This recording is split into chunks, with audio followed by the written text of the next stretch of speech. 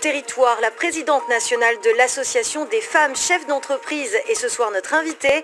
Karine Rouvier multiplie les rencontres depuis 3 jours. Elle nous fera part de ses observations. Je vous le disais en titre, la présidente de l'association des femmes chefs d'entreprise en France, Karine Rouvier, est actuellement en visite en Nouvelle-Calédonie. Avant de la recevoir, voyons quelques exemples de ces femmes qui se sont lancées il y a longtemps ou tout récemment dans l'entrepreneuriat.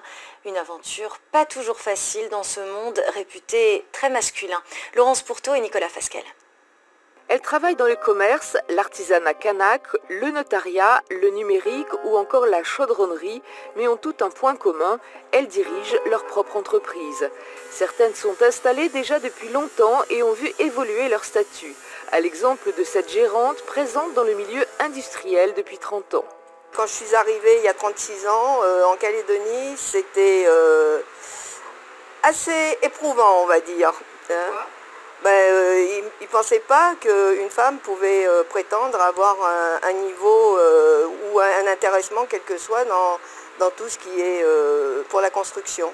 Les qualités, je pense qu'on est beaucoup plus à l'écoute. Et puis voilà, moi je suis chef d'entreprise, mais je suis avant tout une maman et une grand-mère. Et je pense que ça modifie beaucoup les jugements et être beaucoup plus à l'écoute de tout le monde. Changement de décor dans cette toute nouvelle mercerie. Sa gérante s'est installée depuis peu dans un secteur qui peut paraître désuet, mais qui a pris tout son sens depuis la crise du Covid. Des notions sociétales et environnementales très présentes chez ses dirigeantes. Le faire soi-même est très développé, l'économie circulaire revient en force et donc c'est un vrai souci et encore plus en Nouvelle-Calédonie. Et donc c'est aussi pour ça que c'est une des valeurs qui m'a poussée vers cet entrepreneuriat pour justement associer la boutique avec des ateliers créatifs pour l'économie circulaire. Et s'il est un domaine où les femmes ont réussi à dépasser les clichés, c'est bien dans le monde kanak. Jusqu'à présent très centrée sur l'artisanat, elle dirige désormais dans le monde industriel, commercial ou digital. Il y a aussi dans cet entrepreneuriat une nouvelle catégorie qui émerge, c'est les femmes chefs d'entreprise.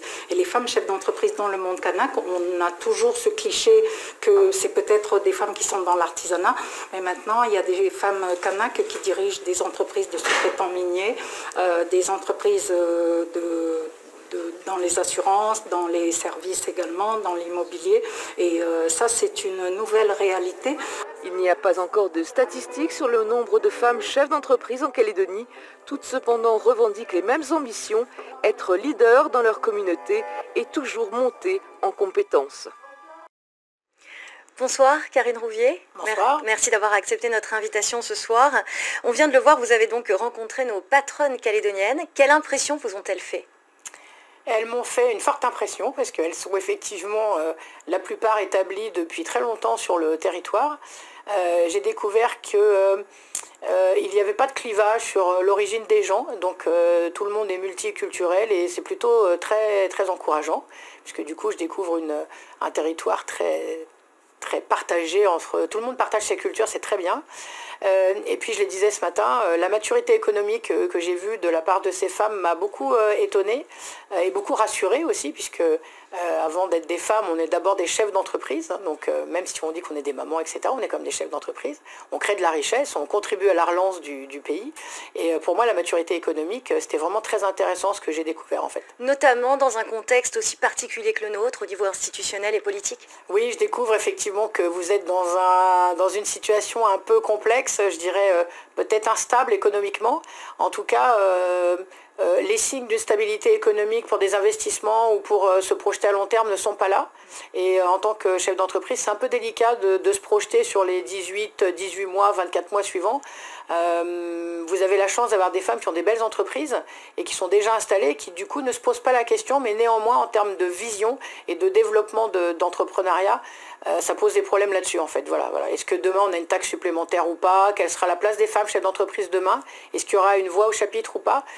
voilà, c'est des choses sur lesquelles elles se posent des questions en fait. Et alors justement, vous, en tant que dirigeante à la tête de 5 sociétés qui emploient plus de 200 personnes, vous faites un chiffre d'affaires de plus d'1 milliard CFP chaque année, et vous arrivez en plus avec un regard neuf, est-ce que vous avez pu apporter une certaine expertise sur ce type de problématique?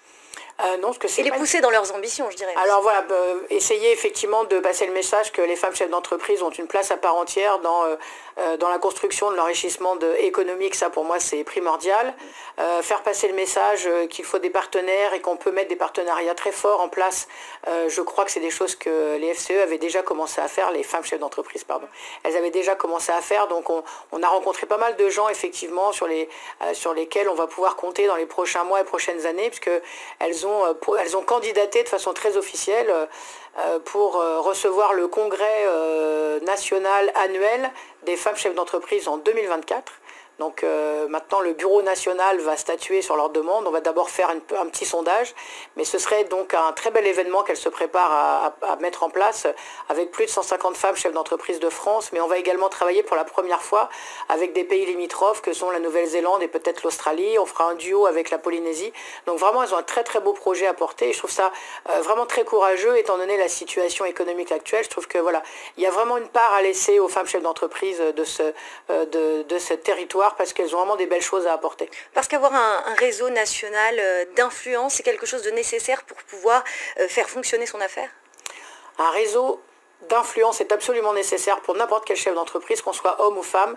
Et pour les femmes, c'est un peu plus valable, parce qu'en fait, on a toujours cette particularité, les femmes, d'avoir besoin d'accepter les erreurs et les réussites des autres pour pouvoir se les approprier. L'apprentissage se fait aussi par l'oralité. D'ailleurs, j'ai compris que vous aviez une partie de votre culture qui était aussi sur l'oralité. Et les femmes ont cette particularité aussi. Donc c'est important d'avoir un réseau d'influence dans lequel, on peut trouver de l'aide, mais on peut aussi trouver des solutions. Le réseau d'influence, pour moi, c'est quelque chose de positif. C'est pas quelque chose qui est un peu sombre, c'est quelque chose qui est très positif. Donc oui, il est absolument nécessaire pour n'importe quel chef d'entreprise d'avoir un réseau autour de lui, d'entraide et d'écoute également. Dernière question, Karine Rouvier. Certaines patronnes ici évoluent dans des milieux masculins. Vous-même, vous évoluez dans le BTP et les transports. Est-ce qu'il faut avoir une méthode de management particulière quand on est une femme? Quel est le secret d'ailleurs pour s'imposer dans un milieu d'hommes? Alors je ne sais pas si on s'impose dans un monde d'hommes, puisqu'en fait moi j'ai tendance à éviter de nous comparer à ce que font les hommes et aux caractéristiques et aux critères des hommes. Ce qu'il y a de sûr, c'est que les femmes ont mis en place depuis très longtemps d'ailleurs, en plus des critères économiques de classement des entreprises, c'est-à-dire on nous classe souvent en fonction du chiffre d'affaires et du nombre de salariés, le bénéfice. Les femmes ajoutent souvent la valeur, en fait la valeur, le sens et la mission de leur entreprise. Les femmes se lèvent le matin non pas pour gagner de l'argent, mais pour être en ligne avec leurs valeurs. Et la plupart des salariés qui travaillent avec elles suivent ces valeurs en fait. Quand vous avez des femmes qui sont humanistes ou qui ont envie de faire sur l'environnement ou qui veulent travailler sur l'économie circulaire ou sur l'économie bleue, elles savent emmener les hommes et les femmes avec elles. Et pas forcément pour gagner de l'argent, mais pour correspondre à leurs valeurs. C'est comme ça que j'appelle les dirigeantes d'entreprises. Elles ont des belles entreprises et non pas des petites entreprises. Donc je pense qu'en Calédonie, là c'est bon, normalement on a tout fait. Là. Tout le monde va s'appeler des belles entreprises maintenant. Merci à vous Karine Rouvier, on retiendra ce terme. Merci. Merci.